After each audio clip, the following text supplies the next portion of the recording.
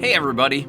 Fringe season kept me really busy this year and away from the recording studio. But I'm back, continuing to work my way through my book, Acting at the Speed of Life, Conquering Theatrical Style. I'm gonna put out a bunch of chapters in a fairly short order now, so maybe you should subscribe so you don't miss any of them. And if you're watching this at breakneckshakespeare.com, you'll also find all kinds of goodies, including full performances of at least 7 of my one-man plays that you can share with your friends or your classes at a low price. You can start with the full performance of Shakespeare's History's 10 epic plays at a breakneck pace for free. Today, we're going to explore Chapter 5, the link between sight and sound.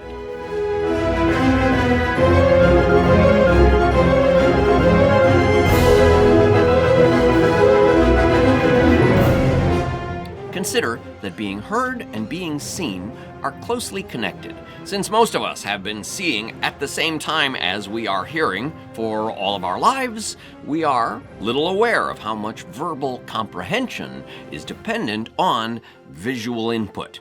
Even in the hyper-linked universe in which we live, we still find ourselves watching news interviews from remote areas of the planet where the uplink is not immediate. We hear the foreign correspondent's voice, and then we see their lips move a moment after the fact. How difficult it is to actually understand what they are saying. Let me try that again. How difficult it is to actually understand what they are saying.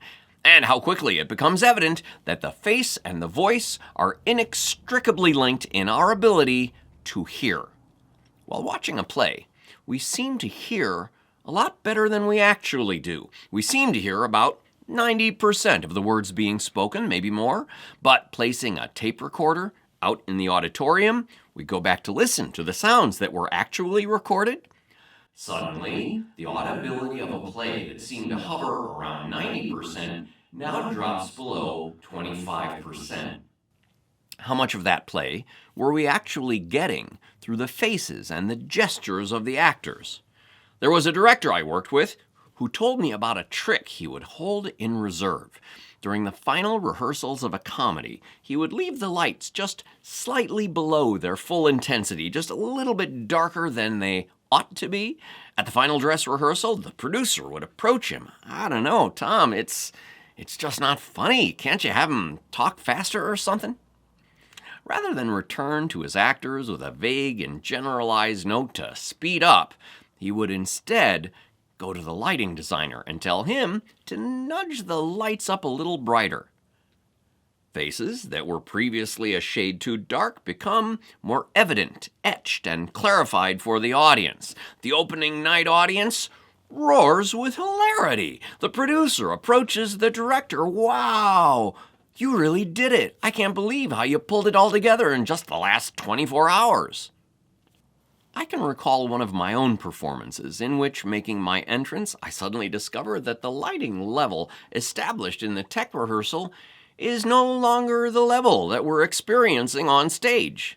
Mine is a one-person show, and that one person, Molière, who never heard of this thing called electricity, cannot fix this problem without breaking character. And suddenly, surrounded by this gloomy atmosphere, Molière's giddy comic antics feel brooding and sinister. Part of being heard is, in fact, being seen. And, by the way, comedy plays better in a bright light.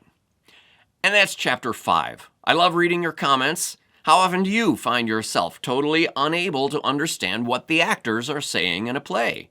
Ever find that you've somehow missed the most important line? Tell me about it below. And if you'd like to help a starving actor out, please hit like and subscribe to this channel. I'll be back soon with Chapter 6, the Tim Mooney 3-second rule. Again, if you just can't wait for the next chapter, you can get your own copy of Acting at the Speed of Life, Conquering Theatrical Style, and read your way ahead. Once again, I'm Tim Mooney, and I'm almost constantly on the road with my one-man plays such as Breakneck Hamlet and Breakneck Romeo and Juliet. These and many more are now available on breakneckshakespeare.com. Many thanks to the Crystal DeHaan Family Foundation, and thanks to our Patreon subscribers for making these videos possible. Please drop me a note if you'd like one of these mind-blowing plays at your theater. Thanks for joining me. See you on the stage.